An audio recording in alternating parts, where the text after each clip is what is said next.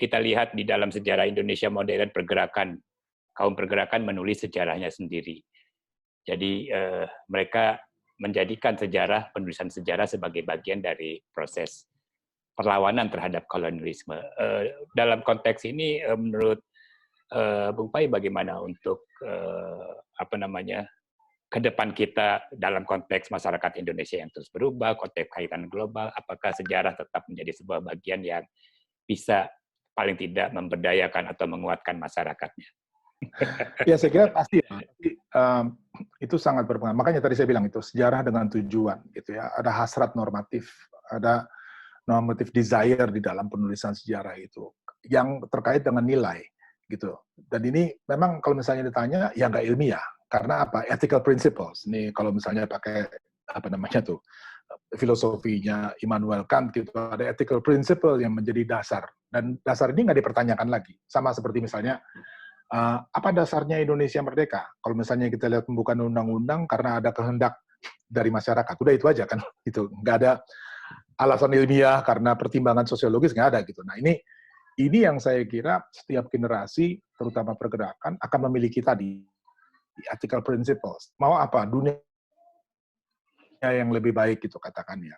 Misalnya sekarang ini kenapa juga saya banyak bicara tentang climatic change, tentang ekologi dan seterusnya. Generasi sekarang pasti ingin bumi yang selamat kan.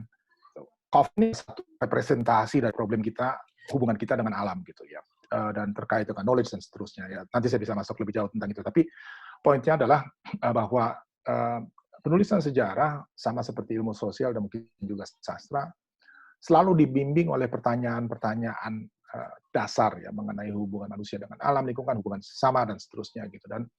Dan jika di tahun-tahun 20-an kita lihat narasi nasionalnya adalah membesarkan Indonesia di hadapan penjajahnya, maka sekarang tentu juga pertanyaannya, kita mau menghadirkan Indonesia sebagai apa gitu. Kalau saya ditanya, saya ingin menghadirkan Indonesia, narasi sejarahnya yang punya kontribusi jelas ya terhadap peradaban dunia gitu ya. Dan itu sebabnya di Direktorat Jenderal Kebudayaan kita mengangkat soal jalur rempah misalnya gitu ya.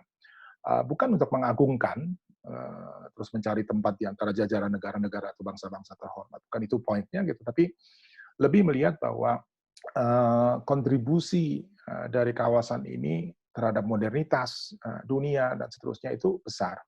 Sehingga kalau ditanya hari ini gitu, saya juga berpikir bahwa kita kemungkinan gitu bisa memberikan kontribusi yang besar gitu ya terhadap perkembangan global gitu yang lebih luas gitu ya dari kita gitu. Jadi ya Bung Andi pasti akan ada ya kaitannya dengan misi gitu ya dari tiap generasi, walaupun tentu misi itu berubah ya dari waktu ke waktu. Baik, saya bisa sekarang lempar ke rekan-rekan yang hadir di webinar ini untuk bisa apabila ada yang ingin ditanyakan atau ditanggapi, silakan bisa angkat tangan, bisa mengisi di public chat, dan bisa masuk ke fitur Q&A di sini. Ini ada beberapa pertanyaan. Bu Pai bisa melihat di Q&A, klik di situ. Pakai kacamata. Oh, nggak pakai kacamata ya, faktor ya. Di bagian pintu bawah ya, bisa dilihat situ. Oke, satu-satu ya. Yuk, silakan. Kaitan bentang geografis dengan peristiwa sejarah gitu ya. Selama ini kita di dalam bicarakan peristiwa sejarah, mungkin tadi ya contoh revolusi Indonesia saya kira yang paling dekat lah gitu ya, dan sudah sempat disinggung tadi gitu ya, bahwa misalnya studi Audrey Cahin tentang revolusi yang terjadi di berbagai daerah gitu ya, jadi regional dynamics di dalam revolusi itu memperlihatkan respons yang berbeda-beda terhadap peristiwa yang sama di banyak daerah. Penyebabnya apa perbedaan itu? Ya, sebagian studinya Cahin itu melihat pada sejarah gerakan nasionalisnya yang berbeda-beda. Ya. Tapi kalau misalnya kita perhatikan sekarang gitu ya, maka kita akan melihat bahwa konteks geografis terutama gitu ya, yang berbeda-beda itu juga memang menimbulkan respons yang berbeda-beda. Ya. Karena apa? Kekuasaan kolonial ini dihadapi di bentang geografis yang berbeda itu juga berbeda. Gitu. Maksudnya perbedaan cukup besar antara urban center segitu, di mana revolusi itu kadang-kadang meledak di dalam bentuk yang sangat violent, dan juga daerah seperti 3 daerah, ya, Tegal, Pemalang, dan seterusnya, berbeda dengan daerah-daerah di mana kekuasaan kolonial untuk waktu yang cukup lama itu membentuk transformasi spasial sedemikian rupa sehingga ruang bagi gerakan nasionalis itu hampir tidak ada. Dan ada kota-kota, sebagian kota itu seperti itu, sehingga dinamikanya kita lihat juga sangat-sangat berbeda. Itu kaitan ya antara bentang geografis dengan peristiwa-peristiwa sejarah, dan itu contohnya bisa tentu berbanyak gitu ya. Kalau melihat kawasan dan periode yang lain. Soal Google Arts, ini malah diskusinya di antara yang nanya ya gitu. Satu bilang ada komitmen besar, satu bilang nih produk industri aja gitu, bahwa kepentingan perusahaan. Saya sih nggak terlalu peduli kepada kepentingannya gitu ya, tapi yang jelas, dan juga ini bukan soal Google ya, saya juga bukan lagi promosi Google gitu, tapi yang saya mau bilang gitu dengan merujuk pada contoh itu, big data sekarang ini dan teknologi digital, machine learning, image recognition, dan segala macam yang terkait dengan itu memungkinkan kita ya untuk mulai mendekati sumber-sumber sejarah yang kita kumpulkan dengan cara yang berbeda. Gitu. Saya kasih contoh lain. Ya.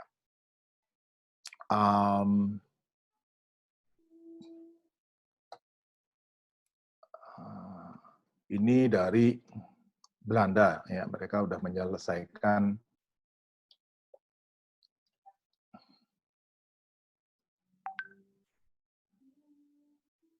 di Delver. Saya kira sebagian dari kita mungkin tahu ya sumber ini.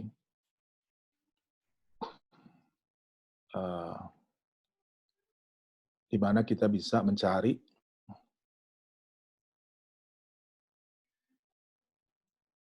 keterangan mengenai apapun di Indonesia ini dalam 300 tahun terakhir ini. Gitu. Misalnya ya, masukkan aja Batavia gitu.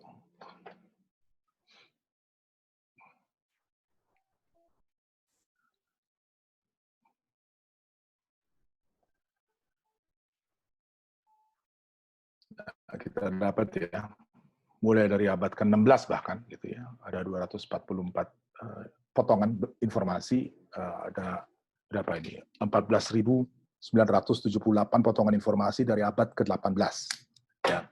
Dan 2 juta sekian dari abad ke-20 ya. Dan saya kira teknologi semacam ini bisa dibayangkan kalau ini ada untuk koran Indonesia ya, sejak awal abad ke-20 atau akhir abad ke-19. Semua koran berbahasa Melayu misalnya udah punya bisa dilihat atau dibaca, dipelajari dengan cara seperti ini. Bisa dibayangkan kalau semua naskah tradisi ditransliterasi dan kemudian dengan image recognition ya, bisa ditransliterasi dan juga bahkan kemudian diterjemahkan ya. Tentu tidak sempurna dan itu ada banyak sekali persoalan-persoalan metodik gitu yang terkait dengan itu. Tapi yang saya mau bilang dalam kesempatan ini masa depannya gitu ya. Persentuhan dengan teknologi digital ini sudah nggak mungkin kita hindari gitu ya. Kalau dulu gitu, seorang ahli sejarah itu kenapa? Karena pengenalan yang luar biasa terhadap koleksi perpustakaan, koleksi museum, arsip dan seterusnya gitu. Nah, bayangkan secara progresif kita dari waktu ke waktu mendigitalisasi bahan-bahan seperti ini dan kemudian membuatnya aksesibel gitu ya kepada publik gitu, dan saya kira lompatan-lompatan besar akan kita lihat gitu dalam studi tentang sejarah itu, dan arahnya kemana? Kalau menurut saya akan sangat membantu kita untuk memahami tadi, membentuk perspektif Indonesia sentris yang memang berpijak gitu ya pada kenyataan historis yang spesifik gitu ya. Jadi bukan cuma sekedar bikin sweeping generalization, tetapi memang betul-betul bisa menyimpulkan dari perkembangan-perkembangan yang sangat konkret. Dan saya kira teknologi ini, terutama big data dalam 10 tahun terakhir memang membuat lompatan-lompatan yang cukup besar gitu ya, dan pengaruhnya sangat sangat besar. Kalau mau lihat perkembangannya, ini lagi-lagi mau nggak mau saya sebut Google gitu, tapi Google Translate itu semakin sempurna sekarang menerjemahkan bahasa gitu. Kalau 5 tahun lalu atau bahkan 3 tahun lalu kita masih lihat itu kaku sekali gitu menerjemahkan apapun. Sekarang tuh semakin lama semakin luas. Kenapa? Karena mesinnya yang belajar, ya. Bukan karena ada orang pintar di baliknya gitu, tapi mesinnya semakin lama semakin cerdas gitu, karena mempelajari pola perbedaan-perbedaan, dan kemudian semakin lama semakin akurat gitu. Dan saya kira untuk menangani tugas besar seperti merumuskan sejarah Indonesia, ini teknologi seperti ini memang sangat-sangat diperlukan gitu. Jadi ini bukan urusan Google-nya, bukan urusan kepentingan perusahaannya, tapi lebih banyak apa sih yang disediakan oleh teknologi digital sekarang ini. Apakah orang Indonesia sanggup? Sanggup. Kita punya ahli-ahlinya. Dan ini satu problem yang lain yang saya kira juga sangat penting. Tapi investasi kita di bidang riset pengembangan ilmu pengetahuan itu memang masih terbatas. Yang masih dianggap prioritas sekarang ini kan, seperti kita tahu, pembangunan ekonomi, dan itu yang cepat jadi gitu ya, yang cepat menghasilkan revenue dan seterusnya gitu. Sementara investasi di riset yang sebetulnya juga sangat kita perlukan masih sangat-sangat terbatas gitu. Tapi melalui forum ini juga sebetulnya saya juga ingin menyuarakan itu gitu ya, tentang perlunya investasi yang lebih serius gitu di bidang pengembangan ilmu pengetahuan gitu ya, sehingga pijakan kita untuk memahami Indonesia itu juga akan jauh lebih solid gitu. Masih ada banyak pertanyaan di Q&A. Kalau tadi yang chat ya, di Q&A itu yang agak ke kiri dekat partisipan. Ada sekitar 13, bisa dipilih untuk beberapa pertanyaan. Atau rekan-rekan lain yang ingin bicara bisa mengajukan raising hand, ya. Siapa ya? Tidak banyak sekali, tapi saya nggak lihat. Oke. Peter, silakan Peter.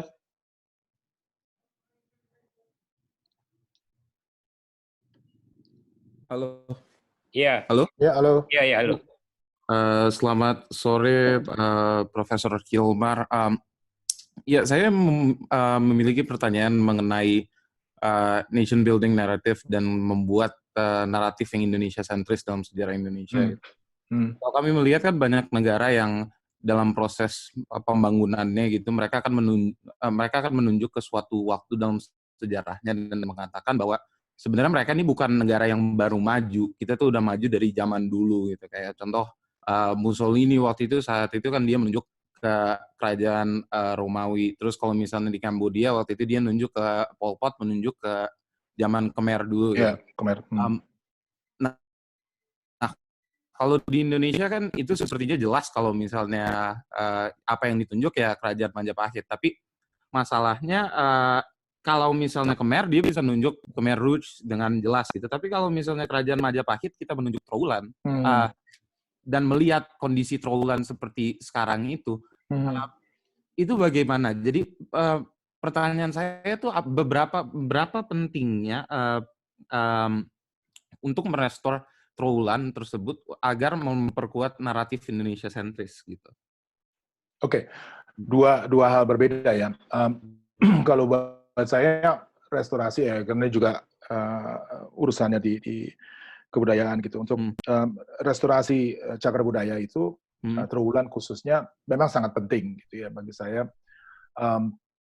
Yang mesti diakui resources terbatas dan macam-macam hal gitu yang membuat memang penyelamatan itu nggak sempurna. Kita berlomba dengan orang yang cari makan gitu ya. Jadi membongkar temuan-temuan situs, diambil batanya untuk kemudian dijual gitu, dan kita jujur aja kita nggak punya kapasitas cukup untuk memastikan keamanan dari seluruh wilayah itu.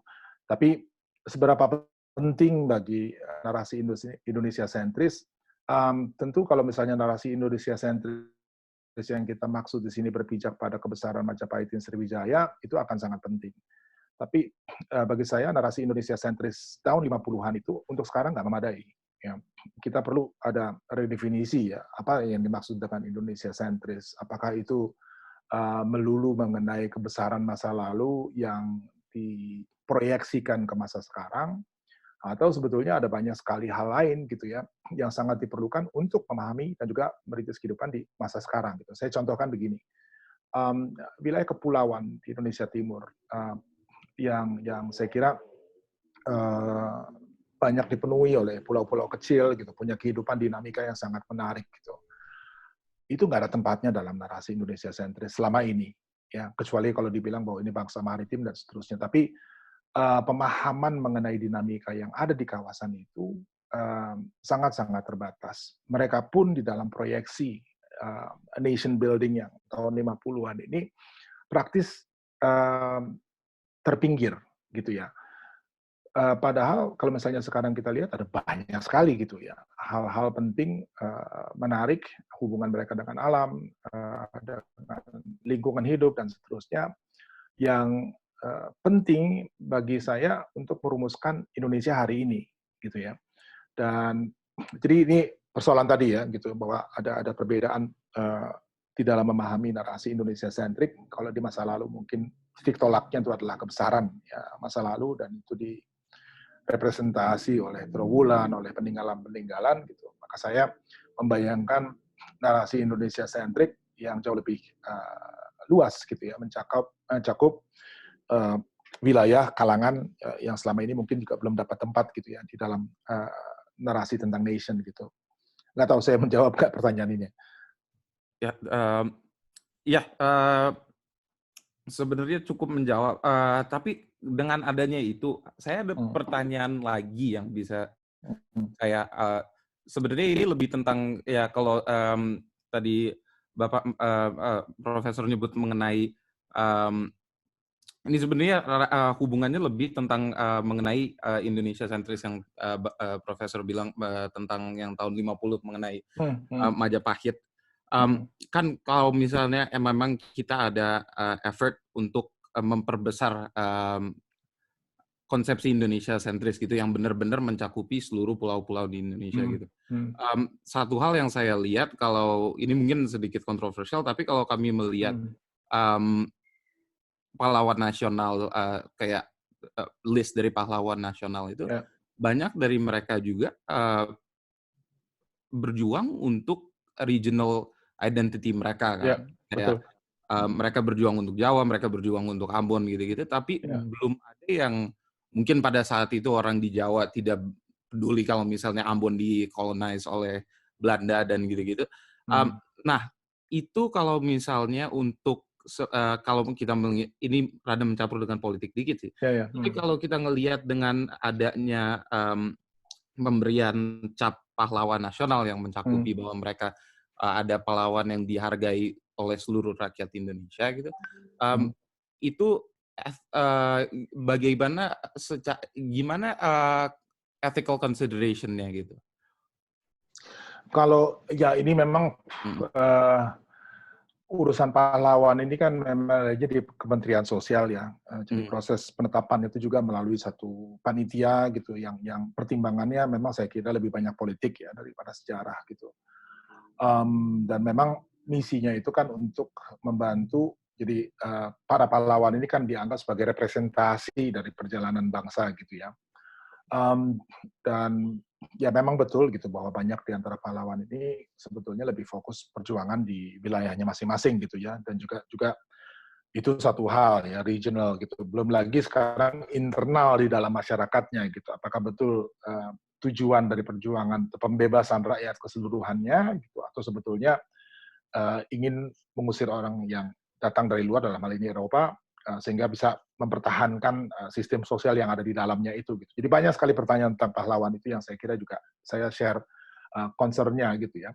Walaupun dalam beberapa tahun terakhir ini ada beberapa perkembangan menarik gitu. Misalnya Tirto Adi Suryo, perintis pers Indonesia yang untuk waktu cukup cukup lama tuh diabaikan ya, dan kemudian masuk orang yang pertama mengangkat kembali tokoh ini dari timbunan arsip-arsip lah gitu. Dan ini saya kira menarik dan selamanya saya kira kalau sudah menyangkut penetapan pahlawan dan juga narasi tentang sejarah nasional, ada kontestasi semacam itu gitu ya.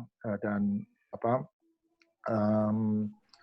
dan itu sebetulnya bagi saya ya penting ya, sebuah bangsa juga punya dinamika, punya perdebatan mengenai sejarahnya. Ya saya kira yang mutakhir perdebatan mengenai kekerasan di tahun 40-an ya, di Belanda juga jadi soal, di sini juga jadi soal. Jadi itu sih sehat aja ya, saya kira bagian dari perdebatan publik yang sangat penting ya untuk kesehatan publik itu sendiri. Baik, Bung Peter, nanti saya kira kita gantian ya. Ada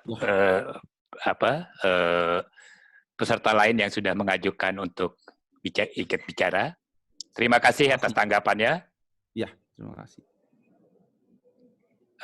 Silakan Ramdi. Halo? Ya. Halo, ya. Ya, terima kasih Pak. Saya ingin bertanya, menarik sekali pemaparannya mengenai tambahan perluasan penulisan pendekatan sejarah di Indonesia. Begini, saya melihat setelah banyak membaca buku Harari gitu ya, mengenai kemunculannya Trump, kemudian peristiwa Brexit dan lain sebagainya, sebagai fenomena, saya melihatnya sebagai fenomena tren gitu. Bahwa kita harus kembali ke nasionalismenya bangsa. Apakah pendekatan itu kemudian akan menjadi tren juga di Indonesia, mengingat saat ini kita kan sudah ada Google, ada Big Data, dan lain sebagainya. Apakah sejarawan itu lebih seharusnya memilih untuk tajam di satu event atau peristiwa daripada kemudian mengambil secara umum yang malah bisa kalah dengan Google nantinya begitu. Dari situ kalau kita tajam di satu peristiwa dengan menggunakan sejarah total, pendekatan secara total, diharapkan nantinya itu kemudian disusun menjadi sebuah narasi sejarah nasional bagi bangsa kita yang tujuannya adalah di era yang global seperti ini. Nasionalismenya itu yang akan lebih tumbuh gitu loh, Pak. Nah, itu hemat saya. Komentar ya. Komentar. Ya, komentar. Ya, makasih. Saya persilahkan lagi Wendy ya. Masih kuat ya, Bung Pai? Untuk siap. Ada rombongan ramai, masih ada yang pengen. Silakan Bung Wendy. Ya, baik. Halo? Ya, silakan. Baik. Begini Pak Fai. Jadi kan kelahiran historiografi Indonesia sentris pada tahun 1957 itu dengan semangat dekolonisasi penulisan sejarah, di mana membongkar penulisan sejarah kolonial yang sebelumnya ditulis oleh orang Eropa dan diganti dengan pribumi sebagai aktornya. Namun warisan itu pergantian aktor itu nampaknya dekolonisasi itu belum tuntas pada saat ini, sehingga yang jika kita baca pada penulisan sejarah Indonesia pada sampai konteks hari ini itu masih mayoritas sangat rasial gitu. Padahal sangat rasial.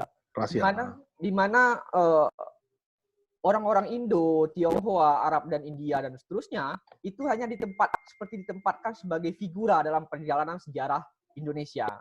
Dan padahal kalau jika menelisik nasionalisme Indonesia itu sendiri, kemunculannya pun nasionalisme Indonesia itu bukan nasionalisme yang sempit atau dalam artian hanya nasionalisme yang mengagungkan ras. Padahal nasionalisme Indonesia itu sendiri muncul mengagungkan nasionalisme yang humanis. Dan kenapa daripada ketika penulisan sejarah hari ini itu mayoritas sangat rasial. Jadi melihat fenomena tersebut, bagaimana pendapat Pak Fai terkait hal tersebut? Oke, baik. Terima kasih Bung Wendy. Silakan Pak Fai. Oke. Mungkin sekalian dengan pertanyaan yang sebelumnya Pak Randy ya, atau komentar dari Pak Randy. Jadi kembali sebetulnya kepada misi dari nation itu tadi yang juga awalnya disinggung oleh Bung Andi itu ya. Pada hari ini tuh nation maknanya tuh apa gitu ya. Saya kira dari masa ke masa berbeda orang melihatnya, berbeda juga orang cara mengkonstruksinya, berbeda cara orang membelanya, berbeda narasinya juga gitu ya. Jadi kalau di masa lalu memang sangat mengangkat ya kejayaan masa lalu, Majapahit, Sriwijaya dan segala macam, karena itu memang sangat diperlukan. Untuk mengalahkan sebuah entitas besar seperti negara kolonial, memang diperlukan imajinasi ya tentang kebesaran gitu. Ya, karena terbukti selama perang-perang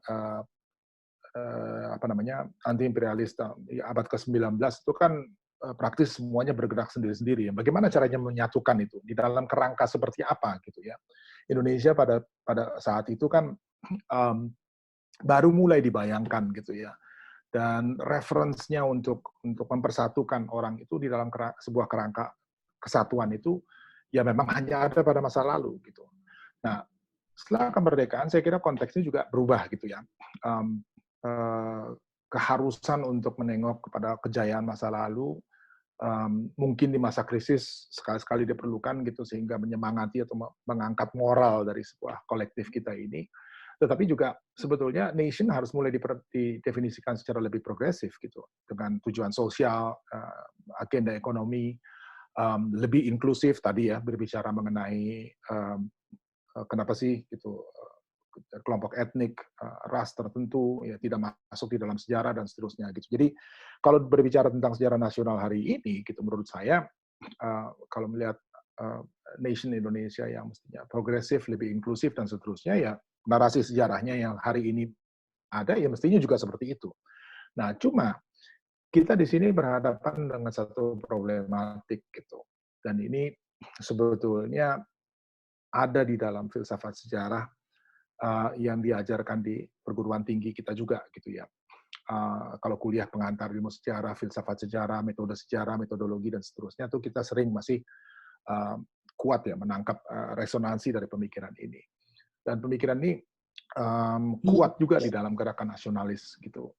Kalau misalnya kita ingat kalau kuliah pengantar dulu tuh kita mendengar filsafat sejarahnya Hegel gitu ya.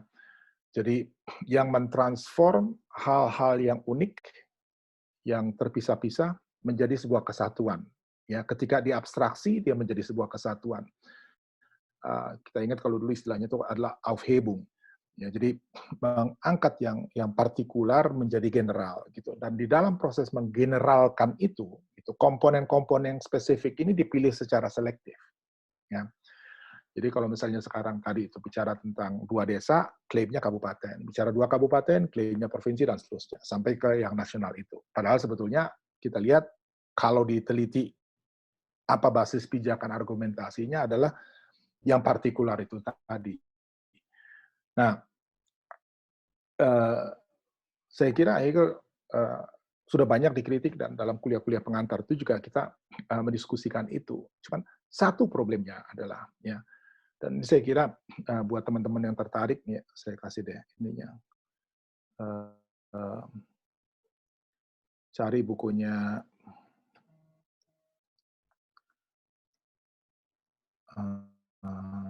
sebentar ya.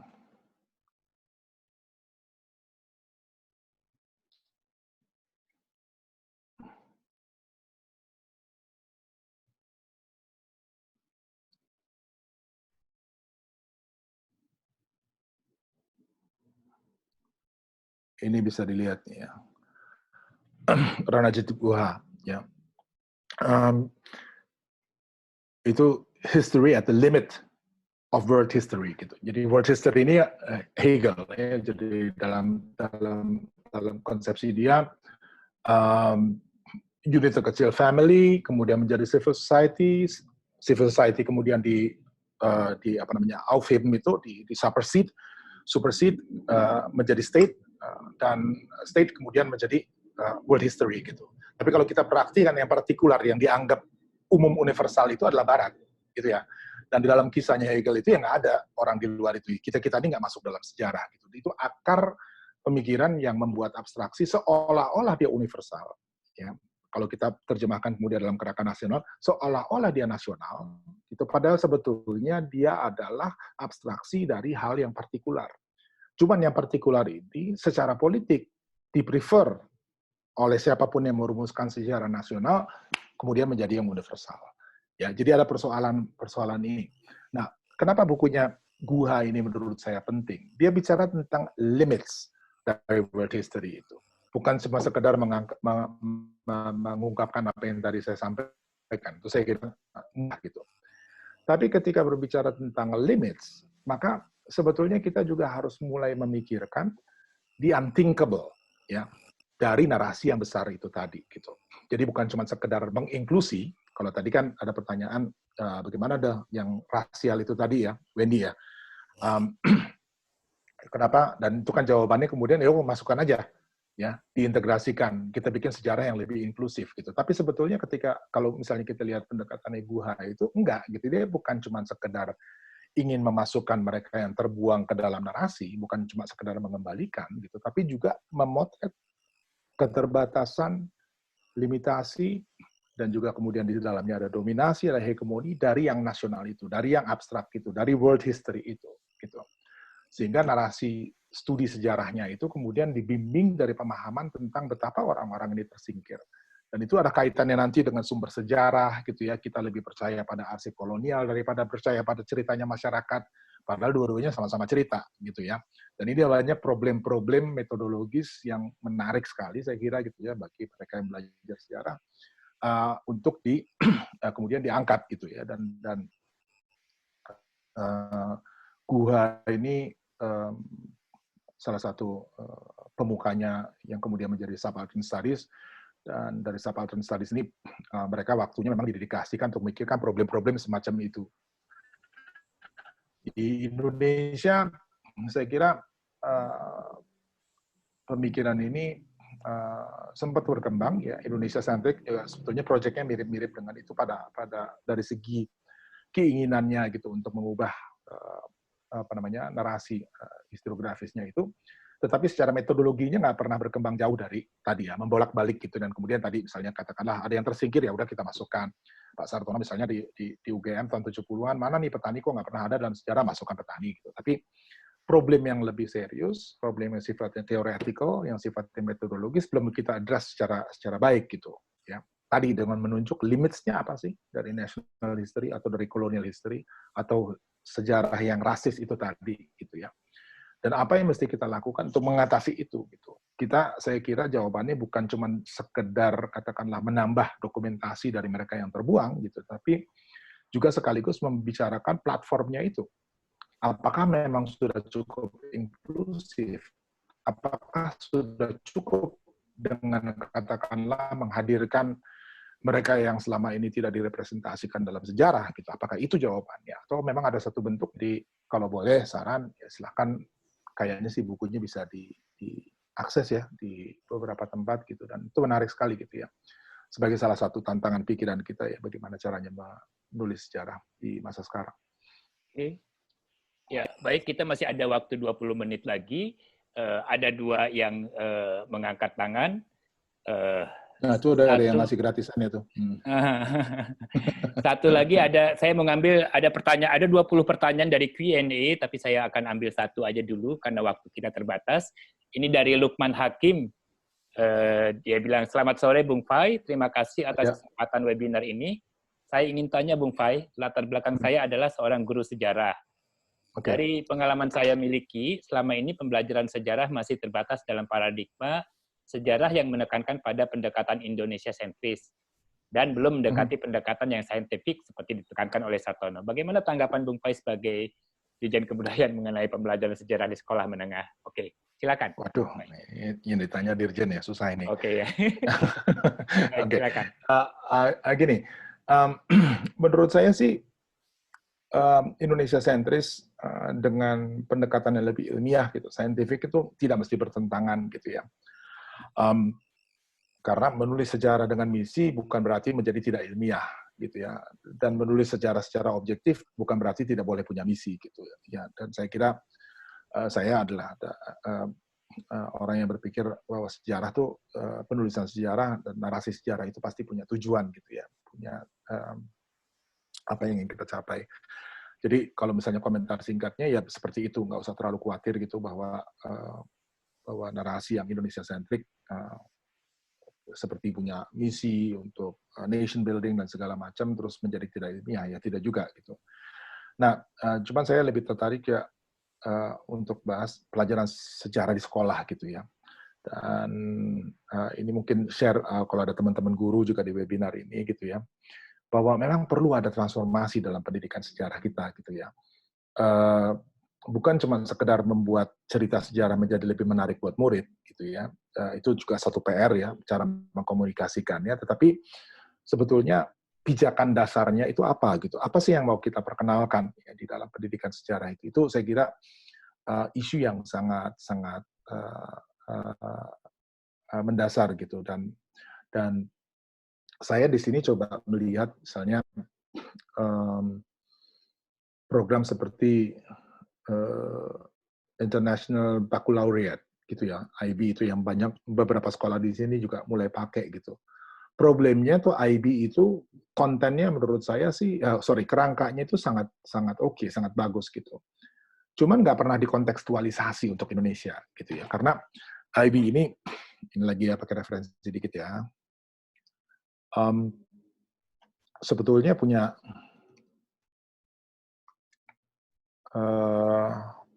sebentar,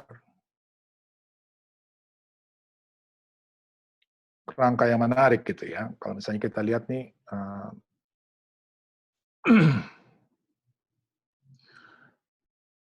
di sini ya gitu. Kita lihat misalnya untuk anak-anak usia 11 sampai 16 gitu. Ini tadi, sorry, guru tingkat apa yang nanya ya, Mas Andi?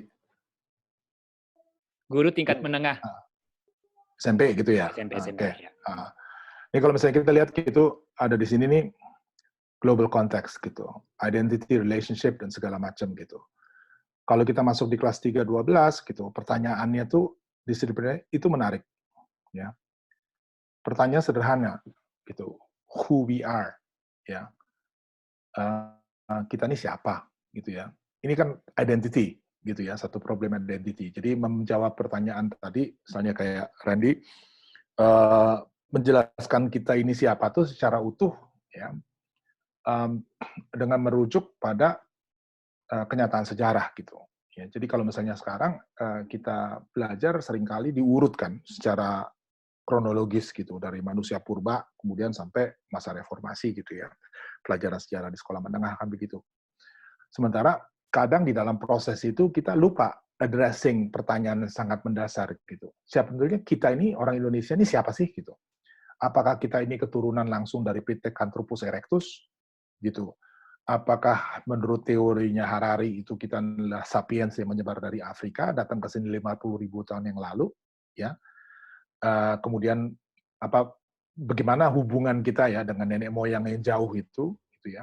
Apakah ada residu pengalaman-pengalaman, kenyataan-kenyataan hidup, kalau misalnya bicara long dure itu yang kita bawa sampai sekarang gitu ya. Jadi banyak sekali pertanyaan-pertanyaan yang menurut saya pantas sekali diajarkan di sekolah, didiskusikan di sekolah gitu, berdasarkan informasi sejarah yang kita ada, yang kita miliki gitu. Dan itu nggak usah terlalu pusingkan misalnya kronologi gitu ya. Jadi misalnya belajar dari masa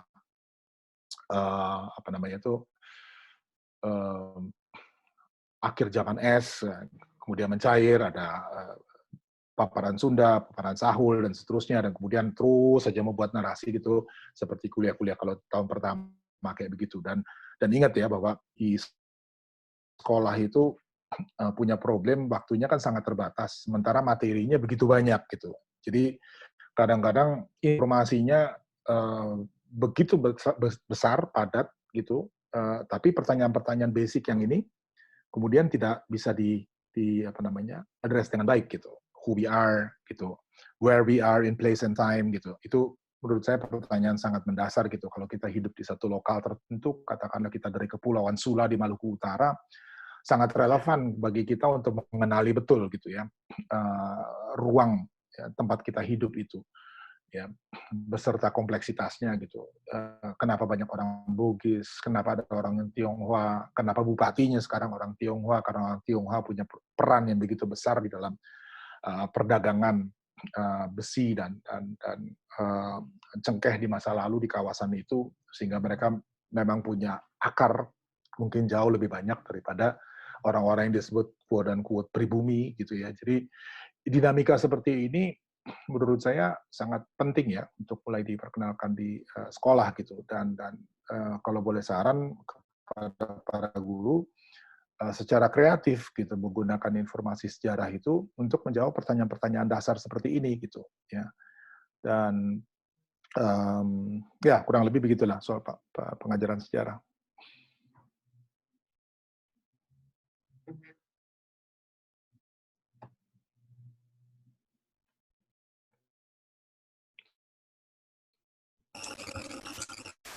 Nggak kedengaran Pak Andi?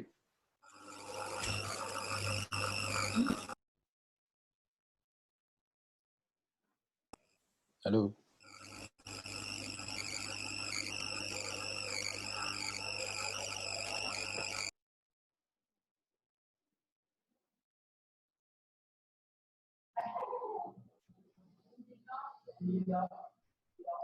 Halo. Halo ya. Halo Pak. Saya Ganda Pak. Mau Mas bertanya. Ganda, silakan. Mau bertanya tentang, melanjutkan saja yang tadi soal big data tentang history and culture. Saya tertarik itu Pak, tapi mungkin mumpung ada momen untuk diskusi, bisa dijelaskan bagaimana kita memulai membuat big data kita sendiri untuk keperluan nation and character building katakanlah. Dan kalau saya tadi lihat di contoh itu soal periodisasinya itu kan per abad ya Pak. Ya. Sedangkan di historiografi Indonesia itu kan khas ya periodisasinya itu. Yang bagi saya itu terlalu ada kecenderungan untuk mengangkat identitas yang dalam konotasi nggak abstrak lah. Lalu perlu nggak sih kita untuk membicarakan ulang tentang periodisasi dalam historiografi Indonesia dalam keperluan untuk menyusun big data kita sendiri? Terima kasih. Sangat penting, sangat penting. Kalau ya merujuk pada Google tadi, saya kira memang Google mereka juga bukan ilmuwan dan ingin menyediakan data saja gitu ya. Tapi yang penting dari apa yang mereka lakukan itu adalah akumulasi datanya itu gitu. Dan tadi apa sih yang konkret gitu. Nah, kita sebetulnya sekarang ini sedang melakukan proses digitalisasi itu untuk koleksi Museum Nasional. Itu ada 193.000 item objek ya, dan dari berbagai macam periode, walaupun yang terbanyak itu dari periode klasik gitu, sebut ya hidup Buddha, Islam dan seterusnya. Dan ini saja menurut saya sudah kumpulan data yang luar biasa, dan seandainya memang bisa dibuatkan big data dengan image recognition dan segala macam, juga akan menghasilkan temuan-temuan ya yang saya kira akan sangat-sangat menarik gitu. Nah, problem adalah tentu sumber daya ya. Kita nggak punya sumber daya yang cukup untuk melakukan pekerjaan raksasa ini. Investment juga memang mesti dilakukan, bukan hanya dari segi teknologi, tapi juga dari segi human resource gitu ya. Dan untuk kepentingan itu memang sejak 2017 gitu saya sudah mengusulkan Museum Nasional diubah menjadi badan layanan umum gitu, sehingga jauh lebih lincah gitu ya di dalam menanggapi perkembangan semacam ini gitu.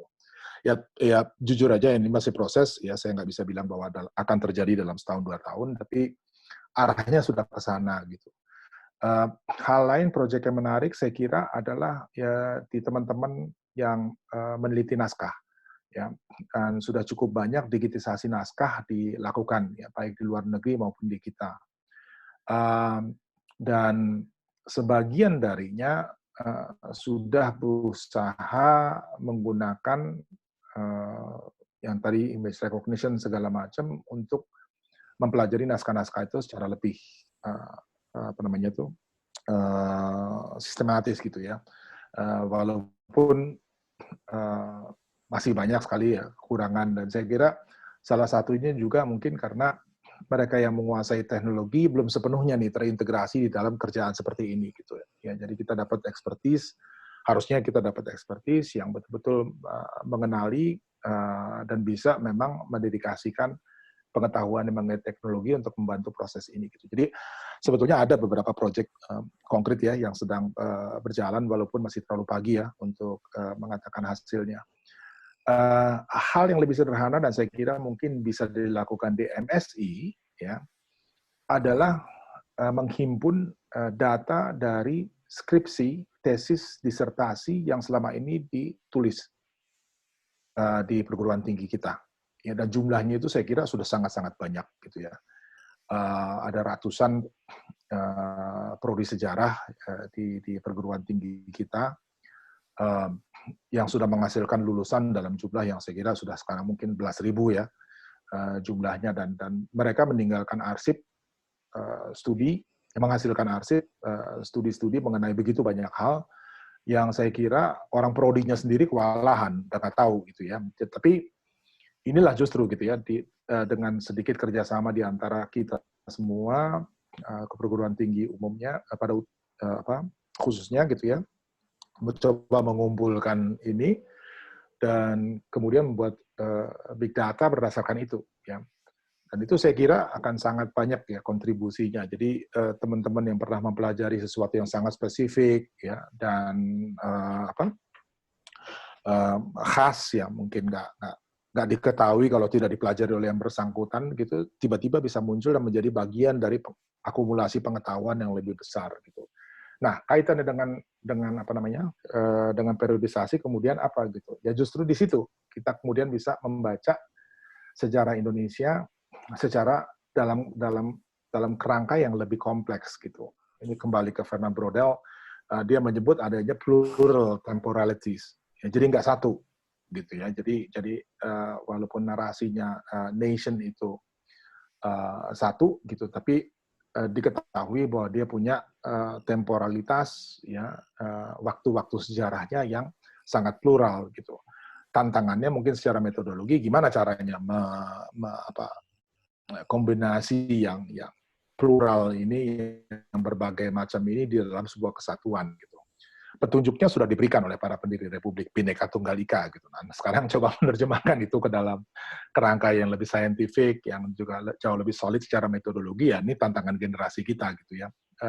Dan kita diuntungkan dari perkembangan teknologi yang memungkinkan ya proses seperti itu dilakukan gitu. Jadi hal-hal yang mungkin di zaman tahun 70-an itu unthinkable itu jadi sangat mungkin gitu, dan bisa dilakukan at your fingertip gitu ya. Jadi tadi itu nggak ada sejarawan tentang Indonesia, sejarawan Belanda sekalipun gitu yang punya penguasaan pengetahuan komprehensif mengenai koran-koran yang ada di Delver itu gitu. Sekarang setiap anak sejarah yang agak rajin belajar bahasa Belanda gitu bisa melakukan itu dengan ujung jarinya gitu. Itu kan transformasi yang saya kira sangat signifikan ya